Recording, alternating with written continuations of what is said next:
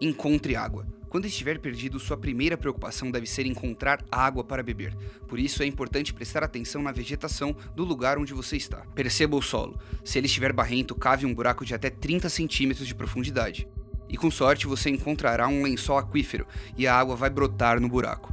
Mas não beba essa água ainda. Para evitar intoxicações e diarreia, filtre ela com uma camiseta ou com qualquer pano. E se puder, com uma fogueira, ferva antes de beber.